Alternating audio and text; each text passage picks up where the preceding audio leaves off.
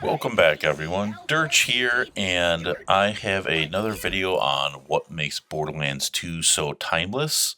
And I think this is actually timed really well because Jolt kind of put out a video today or yesterday, depending on when this gets out, probably yesterday, um, kind of talking about a similar thing. And I actually tried to record this a few days ago, and the recording was corrupted and I had to go up to the Packer game to watch them spank the Vikings because the Vikings suck and Packers are amazing.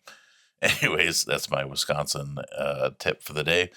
Um, yeah, Borderlands games since Borderlands 1 have really been defined by their DLC. The base games have been great for the most part, but the DLCs have brought Borderlands games to the next level.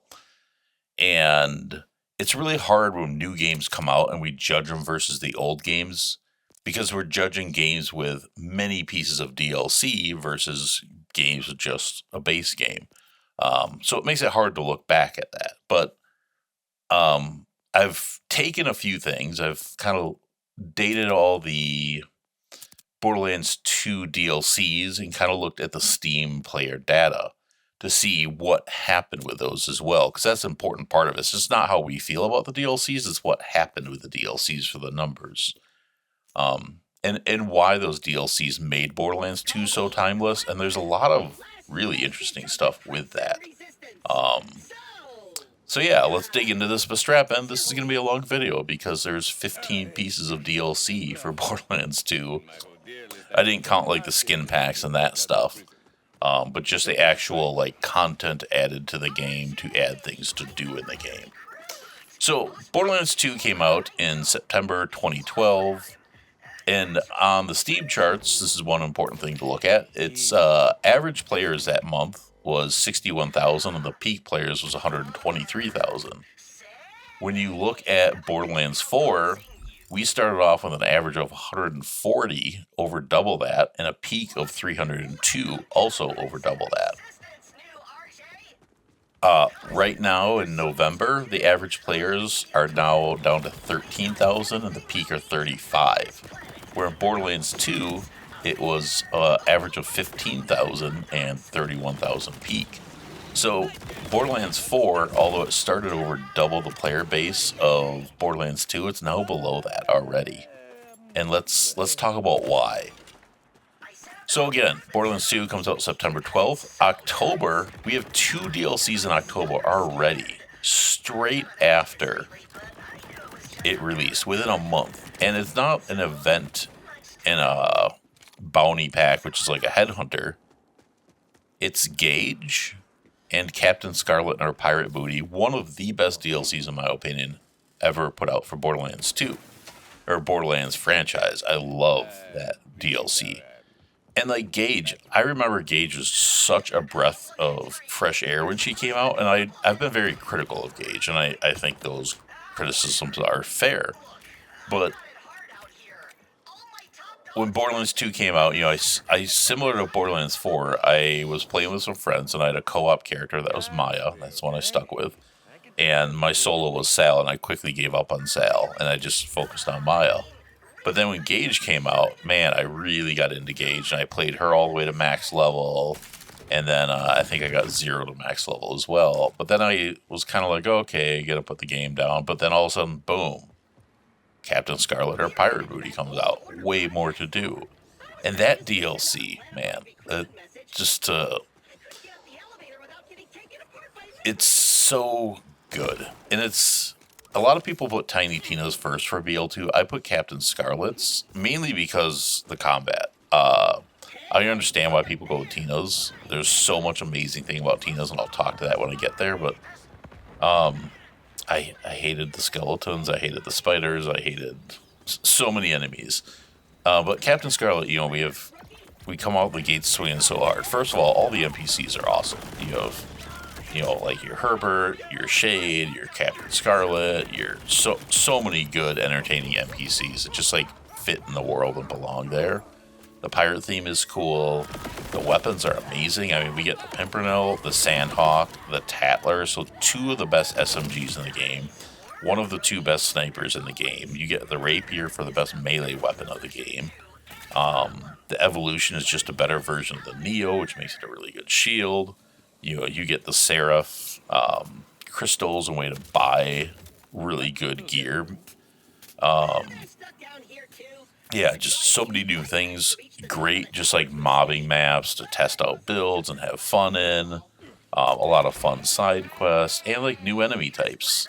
And the pirates are kind of reskinned bandits. They're not exciting, but you have the sandworms and yeah, it was just new. A lot of good new. You had a big treasure room and a nice, interesting new boss fights. There's just a lot that went well with that. And yeah, like I said, 2 raid bosses as well.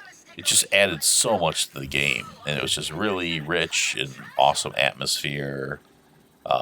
Yeah, loved that DLC. And for me, how I kind of judge DLCs is what does it bring that we can take out of that DLC and bring into the rest of the games? And when you have the Sandhawk, the Tattler, the Rapier, the Orphan Maker, I missed that. Holy crap, one of the best shotguns. Yes, the gear, the 12-pounder, the Jolly Roger, like, it was full of stuff that we can bring outside of that DLC and bring into the rest of not only what's out now, but into the future content as well. And to me, that's more replayability than the campaign. A lot of people judge DLCs like 90% on the campaign and 10% on the rest. Me, I go, it's kind of a few parts. It's, okay, the campaign's important. Does it add anything to like lore, any new characters that we get to enjoy that we'll see in the future? I wish we got more Scarlet. The gear, and does it have any replayability in that that's going to get us to go back? Because if it's just the campaign and you play it once, who cares? But if, with the 2 raid bosses, Hyperius and G, G sucked, no one wanted to go back and fight him again. But Hyperius also added a new Norfleet farm, which is important. Because that was really hard to farm. It was still hard to farm with him, but at least it was better than, evolving Varkids for hours and hours for a slim chance to get it. So yeah, that DLC just blew it out of the water. Now, the numbers on that month, we went from 61,000 average players to 31,900, so 32,000. So it dropped 47%, almost in half. When we compare that to where we are at Borderlands 4, we went from 140 to 35.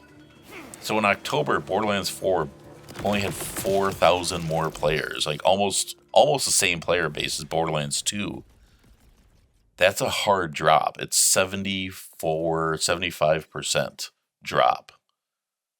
That's insane. I mean, Borderlands 2 dropped 29,000 players. Borderlands 4 dropped 104,000 players. And part of me wishes they would have pushed the Borderlands 4 release date and they didn't speed it up and then have this DLC ready to go to keep people playing. Because part of that drop in Borderlands 2 looks bad that you dropped half the player base. They probably would have dropped more if they didn't introduce a new player and a full campaign DLC. Sorry, I just bumped my mic there. Now we move on to November. That's where we are right now with Borderlands 4. And I already looked at those numbers. But in November, Borderlands 2 did drop 50% again to go down to 15,000 players. 15.7, so almost 16,000. But part of the reason it didn't drop as bad as Borderlands 4 is we got Mr. Torg's Campaign of Carnage. Now, all new games are going to start with a lot of players and they're going to drop off. And a lot of people barely get through first missions of games. So it's natural for big drops, but Borderlands 4 drops are not great. I wish we could compare more games on this, but like Borderlands 3, we had the Epic release, and we don't get those numbers like we do with Steam, and you don't get it out of Xbox or PlayStation. So sadly, it's hard to put 3 in the comparison of these if you guys are asking why I'm not doing that. But yeah, so, 2 months in, we have 2 campaign DLCs and a new character. So the player base is dropping, but it's going to start to level out. But Borderlands 4, we're not getting a full campaign DLC for a little bit now, and I'm worried where the player base is going to go to that. So we move on to December of 2012, and we get the Creature Slaughter Dome. And that is also not a big thing. In fact, I kind of forgot about this until I was researching for this video. I thought that was just there on release. I forgot that like it didn't come out for a little bit. The door was there, but you couldn't go into it. And the Creature Slaughter Dome, it's not repeatable, but like it was, Slaughter Domes are awesome. I wish we had Slaughter Domes in Borderlands 4. And I wish Slaughter Domes were always repeatable because I really, really love the Slaughter Domes in Borderlands 2. Even though most of them weren't DLC, there was a lot of them just in the base game. And thanks to this day, I love Fink's Slaughter Dome. And then Borderlands 3 just upped the Slaughter Domes, had them in the base game, had them repeatable. They learned the lessons, and then they forgot those lessons for Borderlands 4. Boggled my mind. Give us Slaughter Domes, make them repeatable. We're happy. It's a different content than the raids. It gives us like the mobbing challenges, not just raid challenges. And there's like half-ass Slaughter Domes in Borderlands 2, but they're not, or Borderlands 4, but they're not real Slaughter Domes. It's not the same. But Borderlands 3 were definitely the same. Anyways, we got the Creature Slaughter Dome. It was cool. It wasn't big. The game only dropped 6% that month, so we went down from 15.7 to 14.7. But the Slaughter Dome was also helped us get a better path to the farming loot niches, and that was actually cool. Not much else to say there. Then we move on to January, and we got our third campaign DLC already in January. That's so much stuff so fast. So we got Sir Hammerlock's Big Game Hunt. And then the player base just kind of stayed flat. It only dropped like 100 players that month. Now, with the holidays too, sometimes you get new players. They get the game for presents. You get a little bump. A lot of times November's you get dip. January, February, March is kind of a boost, and then like April it would start dropping again. It was a little different with this because of DLCs, but I think they held like quell the drop because now we're kind of flattening out. That DLC though was kind of a bust. It wasn't very loved. I still kind of like it because, like I said, for the Scarlets, like what does it add? Well, we have another 2 raid bosses. We have the guns and the gear. And for me, Hammerlocks didn't have a lot, but the ones it had were important. And when you look at those, we have the Rough Rider, which is one of the biggest meta-defining pieces of gear in the game. Between like Krieg and Sal and even Maya for Fleet. It really changed how you could play those characters. And Krieg isn't even out yet, but that becomes a big piece of gear for him. You have the Interfacer, which is the #1 DPS shotgun of the game. But the raid boss, too, is... They give us one of the most challenging raid bosses in the game that really, like, gets the community excited for, like, okay, this is, like, the ultimate challenge. And having a challenge is so important for the game because if you have all these guns and this gear and these skill points that you can, like, min-max builds and farm for the god rolls and like create this crazy build, if there's nothing to push you to do that, it's kind of pointless. And Hammerlock's DLC gave us that push to give us that challenge. And UVHM wasn't out yet, so like the game was so easy, it was a joke. And Hammerlocks gave us that challenge. And that challenge had great rewards because the Interfacer was on those rewards, but also the Hawkeye became really important for some of the things like that farm or Pyro Pete. So that was really important. But we also got things like the Twister that were really awesome. I'm forgetting one. Oh, the Lead Storm was sweet. So the Hammerlocks DLC...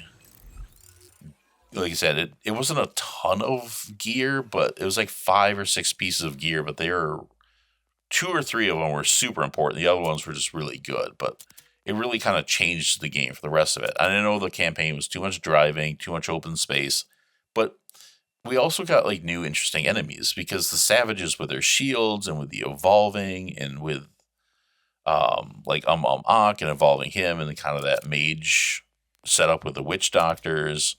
it changed the atmosphere, and it had a lot of new creatures too. With like I think it was scythids or scythids. I forgot how to pronounce that. You had the spores. You just had a lot of new enemies. Oh, also the Hydro Shotgun. That was awesome. So we had a lot of good gear in that, but also just a lot of new enemy designs. So while it was really flawed DLC, like those things kind of like redeemed it for me, where I don't hate that DLC. But I know a lot of people think that's like one of the worst DLCs they've ever done, and I can understand that argument. I wouldn't necessarily even argue with that. But there's enough where I still like it. So that's kind of the bar there is, although that DLC wasn't great, I still liked it. And I kind of skipped over DLC 2. I didn't talk much about that. I was just talking the numbers. DLC 2 was interesting because it was very nostalgic.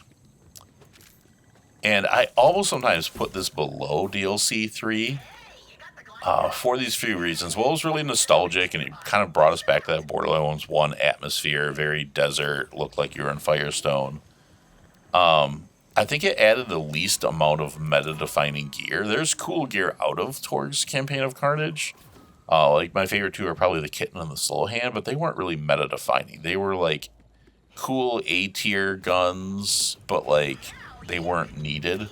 They didn't really change a lot. They were just fun. And, like, I enjoyed using them. But they were never, like, the best option.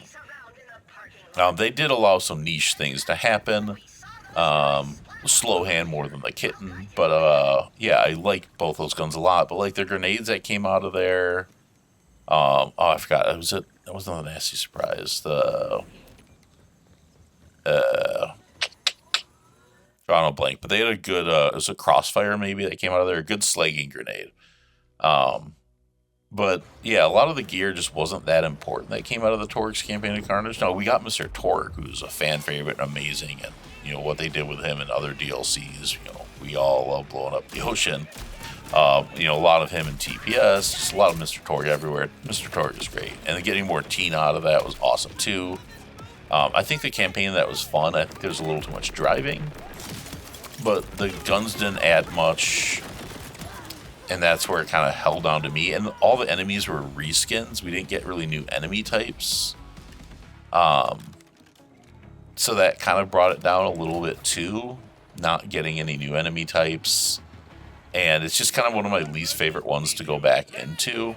And then the good part about it, it did give us a lot of new repeatable events. So one, we got Pyro Pete. And the nice thing about Pyro Pete is he was the easiest raid boss in the game, but he was also so goddamn boring. I just didn't enjoy farming him, and his rewards weren't that great either, so you just farm him if you wanted Seraph Crystals, because he was that, but even at how easy he was, if you were a lot of characters, if you really wanted to farm Seraph Crystals, you just take 0 and, you know, bore Hyperius. That was actually the fastest way to farm them. And even if you're not a 0 main, you can do that with a co-op with a buddy. But and I think Hyperius was just easier to kill with a lot of characters. There's a lot of characters that can do instant kills on Hyperius. So, yeah, Pyro Pete was kind of pointless. The bar was a great way for power leveling. For a long time, that was one of the best ways to power level. So that was cool, but it also had there's like a repeatable buzzard event, and I think one other, but nobody ever did those because they got you Torg tokens, but they weren't as efficient as the Barroom Brawl. They just weren't that exciting, and I appreciate that they tried, but it was just kind of a miss. So that's DLC 2 since I kind of skipped over that. So, So, yeah, at DLC 3, we're at 14,000 players in January, which is above where we are right now for Borderlands 4, 13.7. And this is the first time we don't get a DLC for a couple of months.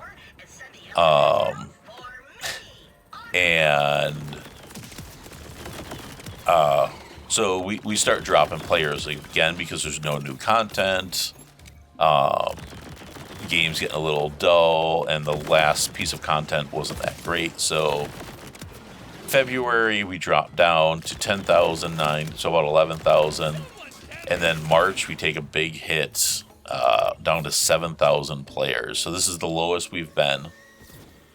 Nothing's coming out. The game's kind of dull. At this point, I put it down. I wasn't playing it because I was just bored with it, and there just wasn't a lot for me to do. And then became the biggest, in my opinion, and a lot of people disagree with me on this, the biggest saving grace for Borderlands 2. And this turned Borderlands 2 from a dying game into a thriving game.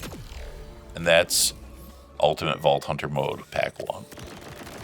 It gave us the difficulty to make the game exciting, and it gave us a reason to farm for good stuff and to make meta builds, and it gave us a reason to play.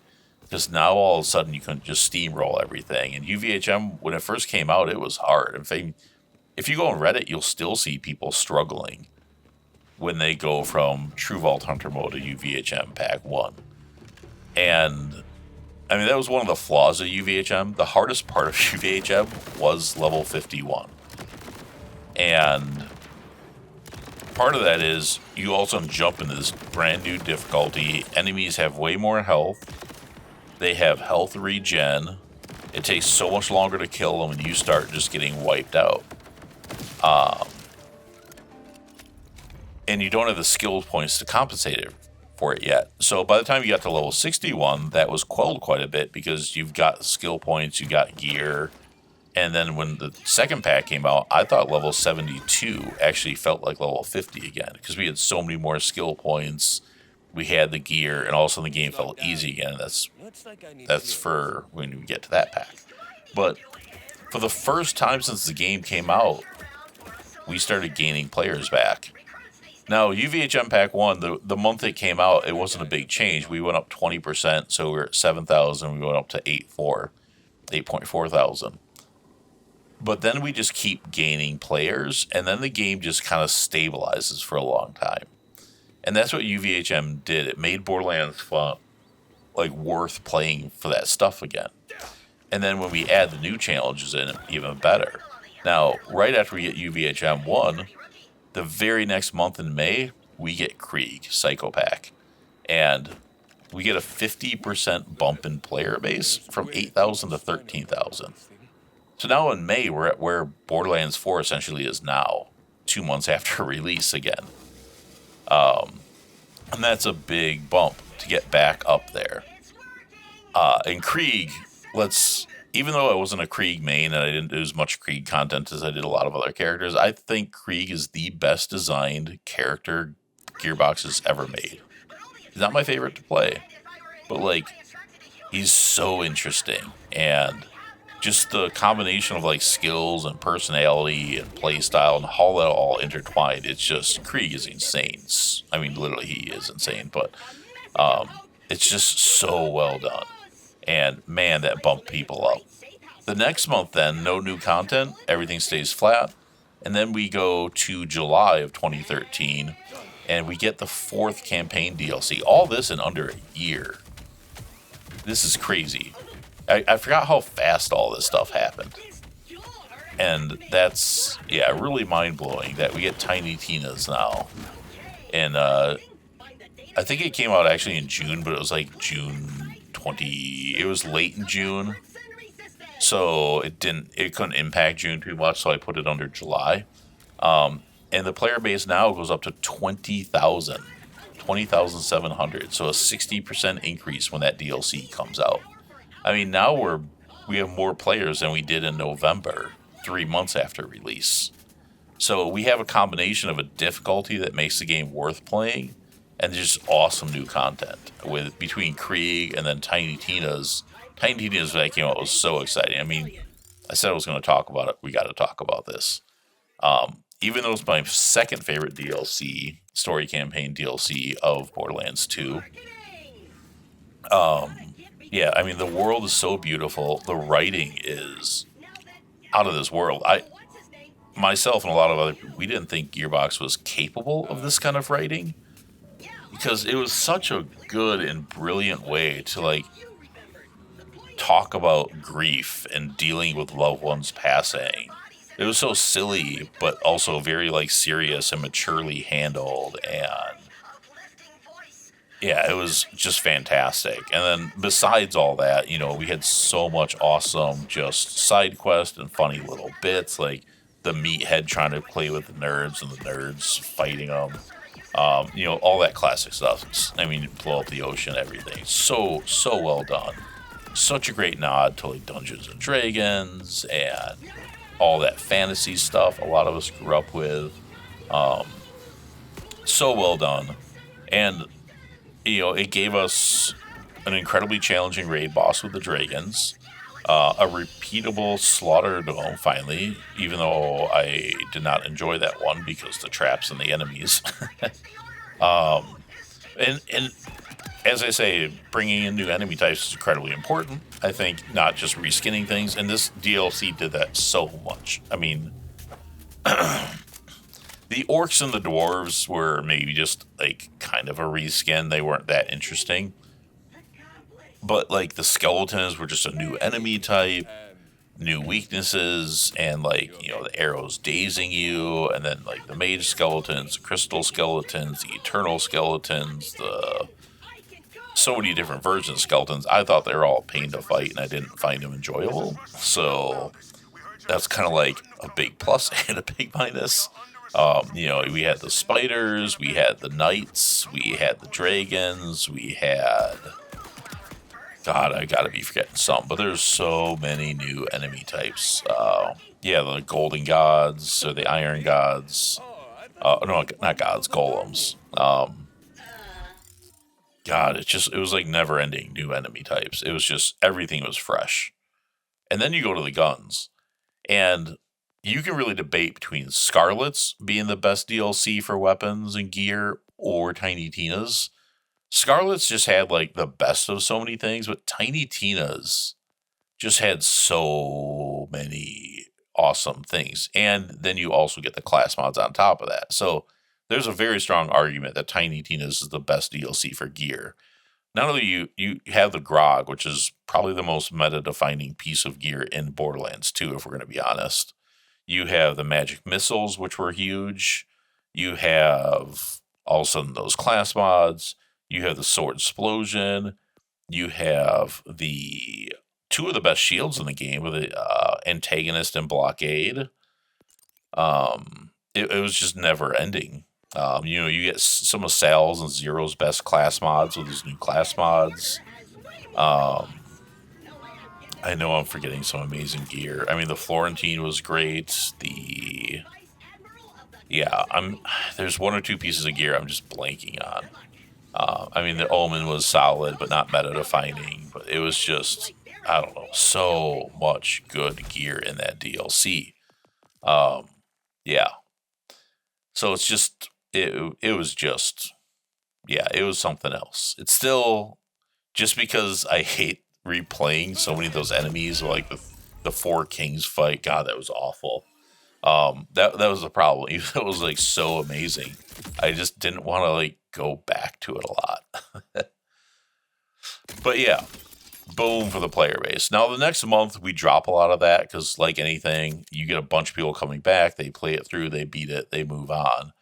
So the next month we do drop back down to 13,000 players, but that kind of becomes a base where we kind of sit for a while between like 13 and 8,000.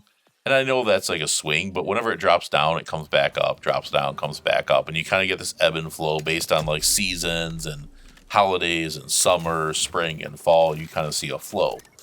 But there is some DLC that still impacts that.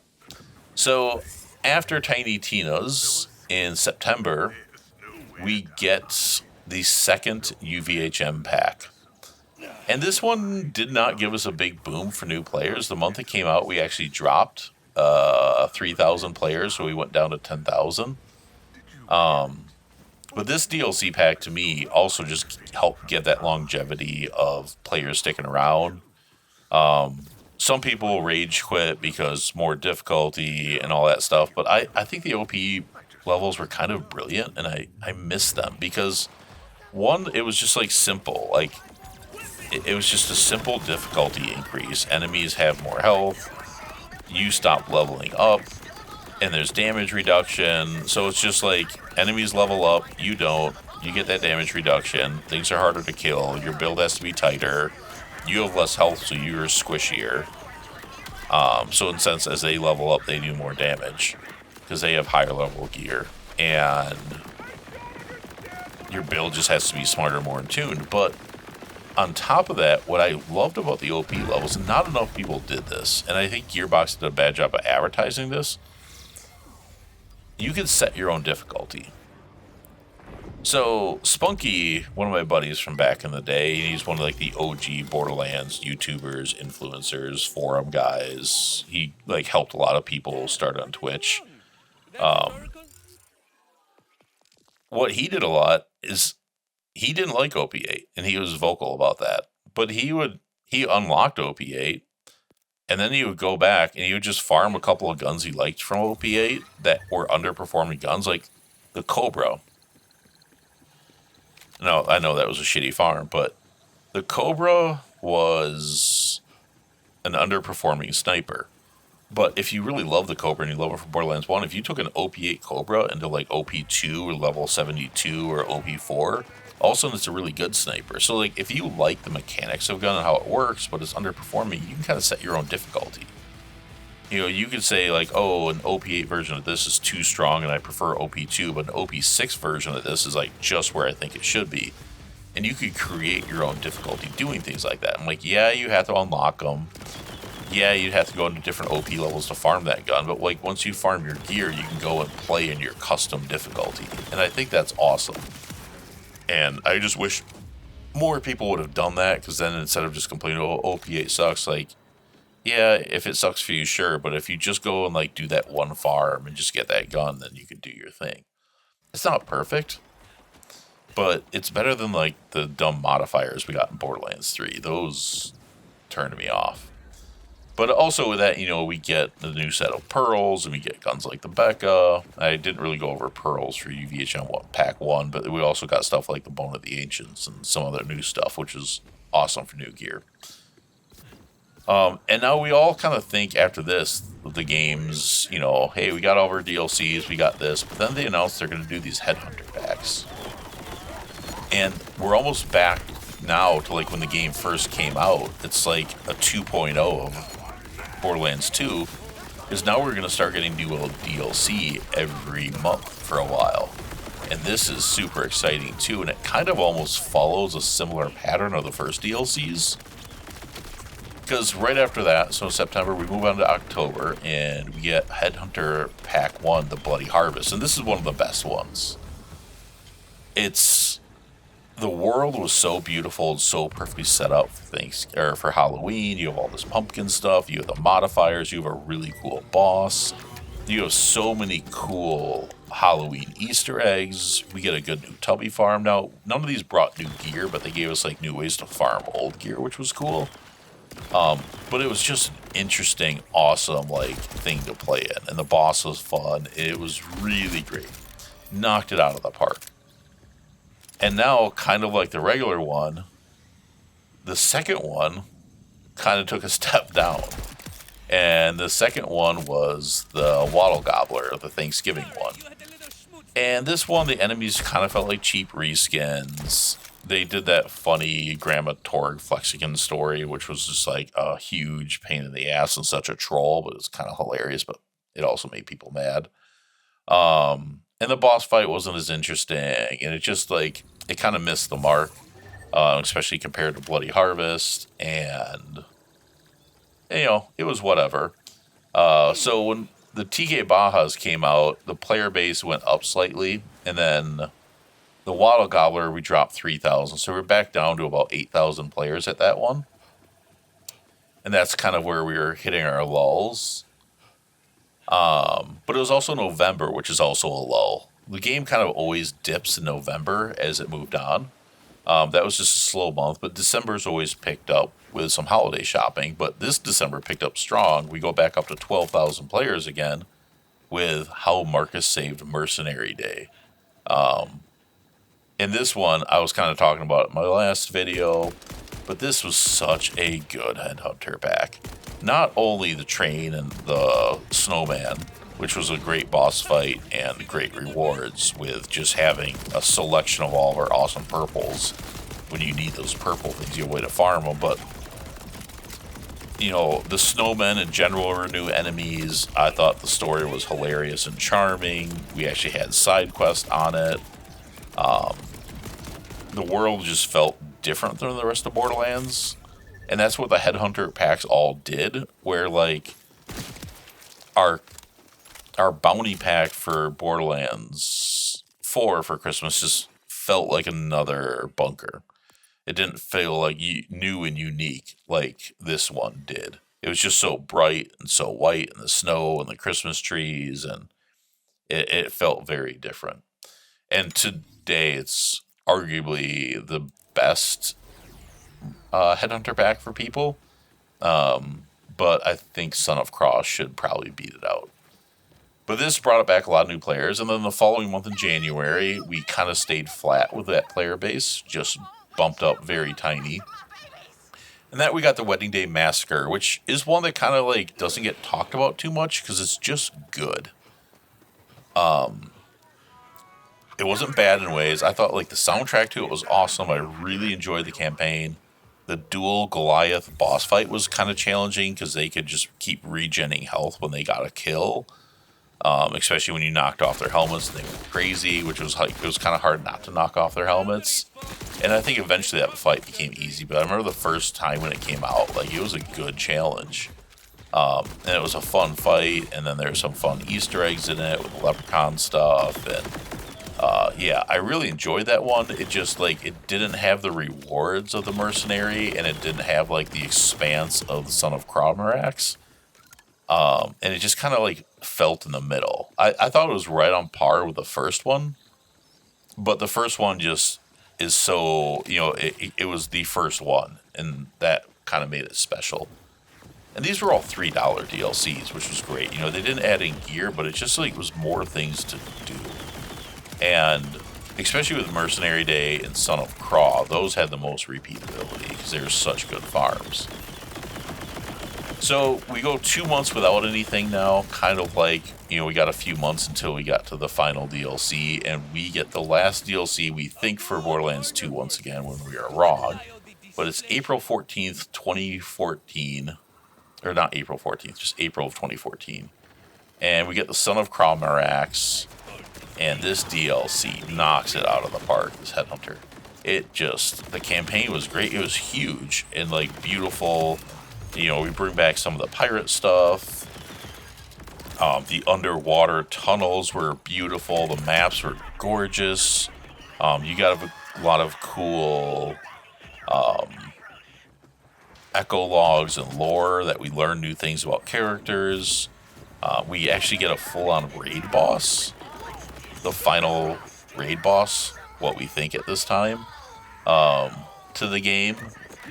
It was just great. Now, it did come out in April when we usually get dips of players, and we do drop down to about 7,000 players here, but after the Wedding Day Massacre, we dropped every month. Well, the month after that, we had an increase in February again. And then we drop, and then drop. So we kind of get down to a new lull, but that's kind of the spring lull that always happens. And then what's kind of interesting is we're done with DLC at this point. No more stuff. We think the game is finalized, completely done. And the player base starts ticking up. So all of a sudden, the month after the Hammerlock DLC, we drop like 200 players down to 6,500. Then all of a sudden, June, now we always get a summer bump. That's kind of the ebb and flow. Summer goes up, spring and fall goes down, winter goes up. But we go up to almost 12,000 players and gain 5,000 players back without any content. And then in July, we go up to 14.4 and we gain another 2,700. And then August, we get up to 17,000 players, another $2,000 increase, or 2,000 player, almost 3,000 player increase in August of 2014, and nothing's even coming out. And at this point, the game is just self-sustaining. And it's kind of crazy. And we keep getting these ebbs and flows where we go up and down, kind of between that 8 to 13,000 without any content. It's kind of nuts. I think this is maybe when like TPS was announced and it just got people thinking about Borderlands 2 again. But think of that, August 14th, you're at 17,000. And that's beating almost all the months until after the game came out. I mean, again, 61,000, 31,000, 15, 14, 14, 10, 7, 8, 13. So yeah, between October of 2012 and July of 2013, they didn't have a month that was 17,000 between those two. And now all the DLC's been out and all that, and the game's peaking again. So yeah, we go a long time, and it's, when you look at all these months, it's, I think there's like 2 months that dropped down to like 5 point something players. But a lot of this is maintaining around 8,000 players a month on average for years. So if I take all this and average out the players, I've got this on my other screen as I'm talking, until we get our final DLC, our average player count is 8,200 over a span of almost 5 years, from May 2014 till May of 2019. No new content. And the game is just averaging 8,000 players a month. And it's kind of going up and down, but the peaks of those are, there's almost no peaks that jump into 10,000. There's a couple. It's almost all between 7 to 9,000. Just a solid game that's just no new content, and players just stick around. Because one, we have a difficulty high enough to make it worth playing. We have enough content to play. The gameplay and the gameplay loop is fantastic. There's so much variety of gear and skill points and all that stuff. And then what's really crazy, and these kind of skew the numbers a little bit, in April of 2019, it jumps up to 24,000 players. So I think this is when like Borderlands 3 was announced, and all of a sudden people jump back into Borderlands 2. And then May drops back down to 13, and then boom, June 2019, 7 years after the game's out, almost, we get the final DLC, Commander Lilith and the Fight for Sanctuary, and it jumps up to 34,000 players. Yeah.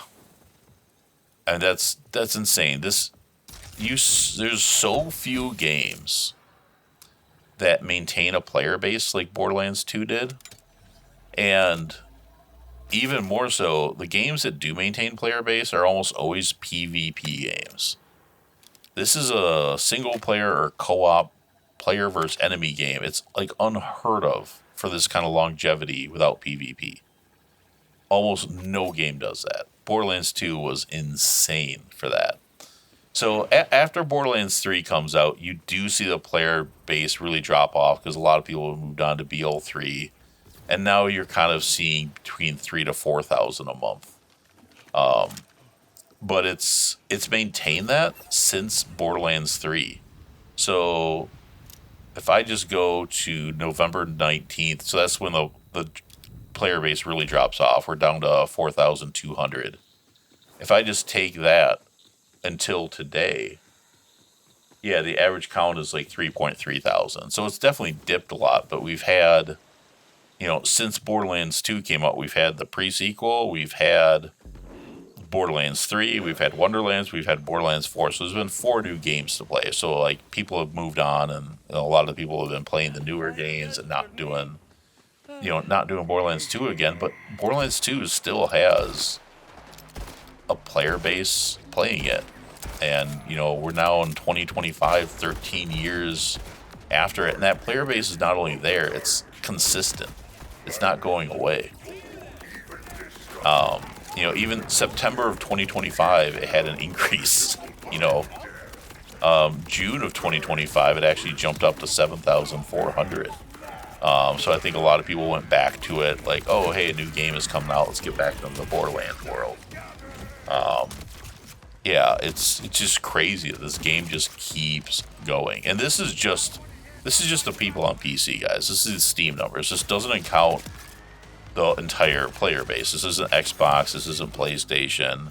And I know for a fact when Switch got it out, there's a big jump because my personal YouTube numbers, and I'm probably sure others, my numbers jumped way up when the Switch came out because all of a sudden I'm like, why am I getting all these new comments and interactions on my videos for these old Borderlands 2 videos? There's always a couple flowing in, but all of a sudden I got a spike and my videos were starting to like perform again. These videos have been kind of like dormant with just, you know, a couple views here and there.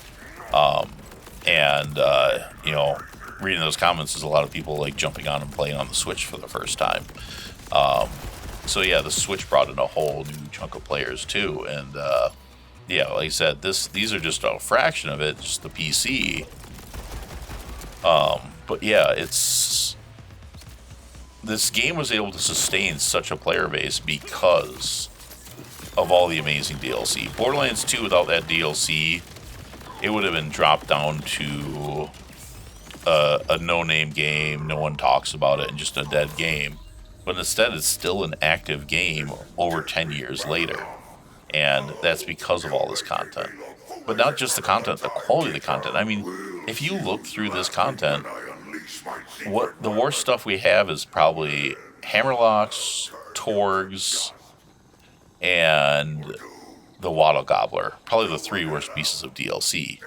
You know, I mean, Mr. Torg's campaign, it gave us Torg, it gave us the Slowhand, it gave us the Kitten, it got us to know Tina better. It gave us a ton of replayability. The Barroom Brawl. Not only the Barroom Brawl was a great way to power level, it was a great way to get tokens to get important Torg gear like the Unkept Herald.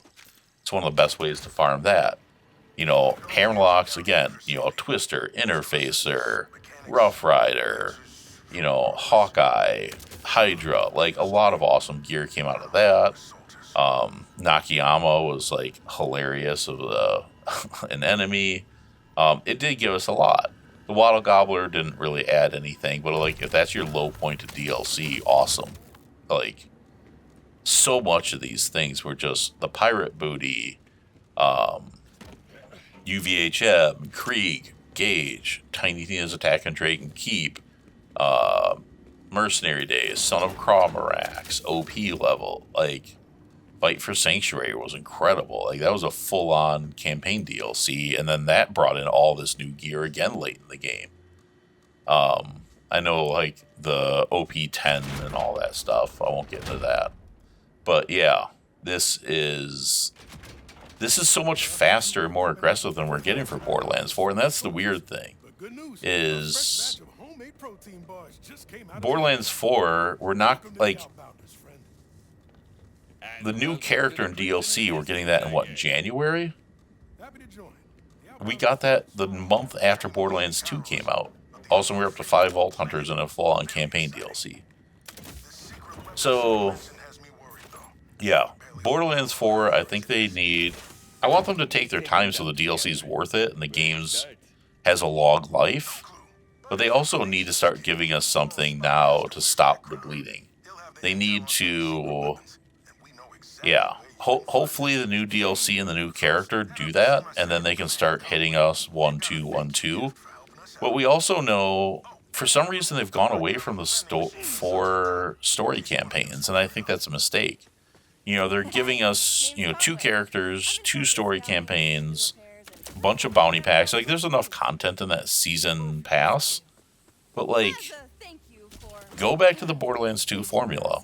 We want 4 story campaigns, and in those story campaigns, we want new enemy types, new things to do, new weapons, repeatable events, and raid bosses.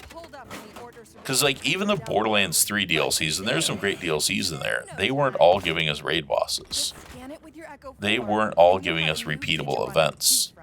So, like, you should have a checklist of things these DLCs give us. You know, bring back the Seraph system. The Seraph system was awesome. Like, they abandoned this incredibly great formula they had. And, like, we want new Vault Hunters. Those bring back players. I mean, yeah, when Gage came out, you didn't stop the bleeding, but like the game lost 50%, not 75%. So it probably slowed down the bleeding. When Creed came out, you got an extra almost 5,000 players that month. And I know their data said like, oh, a lot of players don't do those, but those are those players that don't keep playing anyways. Your player base that keeps going and keeps buying that DLC and like keeps spreading your games and keeps like getting people to like rebuy the new versions of the games and all these like handsome packs and ultimate packs and blah blah packs that like keep the game hyped and around. They're the ones playing the DLC characters. So give us 2 DLC characters at least. I mean, fuck, break the mold and give us 4. Like, just keep making them. We'll keep buying them. Give us this content again. Borderlands 3 did other awesome things outside of the story ones, the takedowns and all of that. But, like, I don't understand. In the pre-sequel, I know the studio was closing and all this stuff, and they're moving on to other games. But, like, we only got the 1 DLC, which sucked. We got the 2 characters, the Holodome. Like, the Holodome should have been, like, a $3 thing. That shouldn't have been, like, or that should even have been free. But, like, our season pass for the pre-sequel was not the season pass from Borderlands 2. And then Borderlands 3, again, we got 4 campaigns, but they didn't include everything the Borderlands 2 campaigns had. And then, even though there's a lot of good bosses in Borderlands, it's different. Raids are different from just like good bosses. You know what I'm saying? And I really think they need to look back to Borderlands 2 and like, this worked. You got this incredibly long living player base, and you can analyze, and they can see it through Shift, the numbers better than we can through Steam. But I imagine similar trends happen on Xbox and PlayStation. Like, you saw what these DLCs did. You see what we like out of these DLCs. We're very vocal about it. Like, go back. I love all the new mechanics and all the stuff of the games, and I love the new things like Borderlands 3 again. Not only DLC, just things to keep us playing, is you had the trials, you had the repeatable slaughter domes, you had the takedowns, you had the events you could turn on and off, which was awesome. You've already brought both vault cards back. Kudos, great. Like, those things are good on top of it, but like, don't take things away because of that. And I think they need to go back and rethink the 2 campaign DLCs. We need 4. And again, those, and they're doing like raids, I think, outside of those, which is fine, but like, give us raids inside of those. Give us like, don't copy the Borderlands 2 ones, but copy the formula, because the formula worked. Awesome campaign, new gear. Again, bring back the Seraph system or something similar to it, because it worked and it was great. Raids in all of them, and then give us those repeatable events, because those repeatable events are fantastic and we want them, and it gives us stuff to do, because some people like raids, some people like mobs, and like getting that challenging mob is a different way to keep playing. And like the takedowns were a great combination of that. And like Digi Peak was like an awesome like mobbing raid in a way. Yeah. I mean, just it's frustrating. Like, they know the answers and they're not executing it. And I know like bumping up the release date of Borderlands 4 was exciting, but now in hindsight, if they would have pushed it or kept the date and even pushed it back a month or something, which I know is bad PR, but if they would have kept that and they would have just been able to polish the game, work on some of the performance issues, or a lot of them, tweak and balance some guns a little bit more, and then, get more playtesting done in that meantime, and then just work on those DLCs so when you release it, you've got stuff to keep us playing so that we don't drop so fast. Because, yeah, going from 140,000 to 13,000 in 2 months is... I mean, you have less than 10% of the player base. You've lost 90% of your player base in 2 months. And Now you got to fight to get it back. And like, you're never going back to that 140. But Borderlands 4, Borderlands should keep growing. So like, if Borderlands 2 maintained an average of like, you know, outside of release, if we go like 2 months after release, or actually I'll give it 2, 3, 4, 5. Let's go 6 months after release for Borderlands 2. The average player count was 6,000 players until today. And that's going very severe. So I'll just go until maybe the last DLC came out for Commander Lilith. So I'm not like getting that Borderlands 3 killer. And you take that average, that's an average of about 10,000 players a month for years. Borderlands 4 should grow from that. You've expanded the player base, you've made the games better, you should have learned how to like make it better. So like Borderlands 4 should probably like filter out to somewhere around like, I mean, you should almost double that with that growth. And right now it's looking like it's not going to come anywhere near the success of Borderlands 2 over the long term. And that's, yeah, just not fantastic. So, you know, let's go back and learn from these DLCs, Gearbox, see what worked and what we loved, so we can get this player base right. The first one is probably pretty far along where they can't do a lot to it, but if you only have 2 story campaigns, that second one better be like Tiny Tina's quality to knock it out of the park. You guys can't really afford a not fantastic DLC, and you can't wait. Like, bounty packs are cool, they're not going to keep us around. We need something interesting to keep us around. So yeah, we need the campaigns, but I also think we need a level cap and difficulty increase. I know a lot of people get annoyed because, oh, I spent all this time farming all my gear, but like, we all know level caps are coming, and maybe Gearbox can learn from that and get away where you can level up some guns for probably maybe an extreme iridium cost or something. Or maybe you can only do it like 10 times, or I know it's not enough gear, but something where maybe we can take some of our level 50 stuff and automatically level it up to whatever the new cap is. And maybe that's only available for a limited time, or, you know, whatever you guys want to do to like soften that blow. That would be a good idea.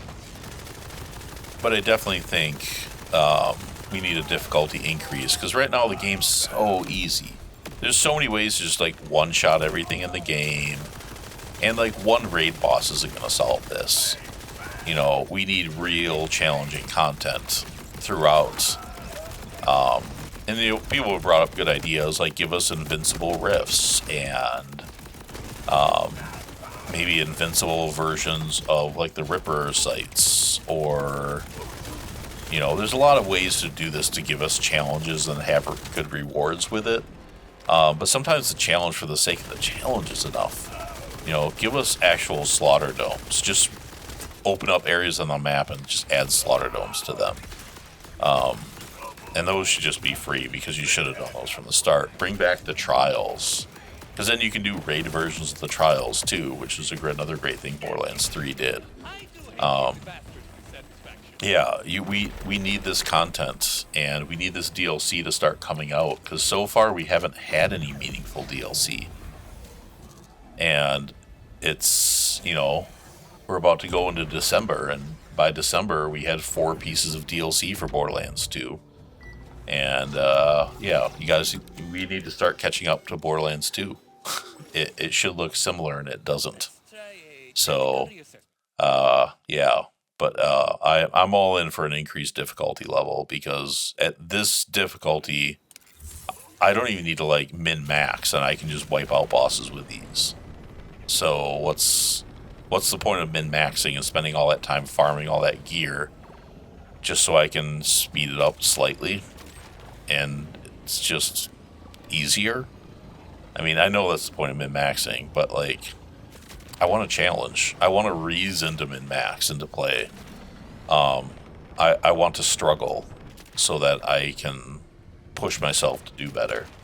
And right now we're not quite there. So Yeah, Gearbox. I think Gearbox really needs to rethink their DLC for Borderlands 4 and really push themselves, because if not, the game's going to stop selling copies, people are going to stop playing, and when people stop playing and stop, putting it on Twitch and YouTube, other people get less excited, and then when you put out your collector's editions and everything, it just, yeah, it doesn't ramp back up. So we want that player base. It's healthy for the game, and right now it's dying quick. So, yeah, get on it, Gearbox. Give us some stuff to do so that we can get people playing this game again. Because we love Borderlands games, and this game has potential to be the best game we've had yet. But it needs DLC to make it into that. And I know some people hate that, but that's like, Borderlands 2 wasn't Borderlands 2 with all that DLC, guys. So, yeah, put all that stuff out to make this game awesome, because it's not too late to turn the ship around, but right now it's not going in the right direction.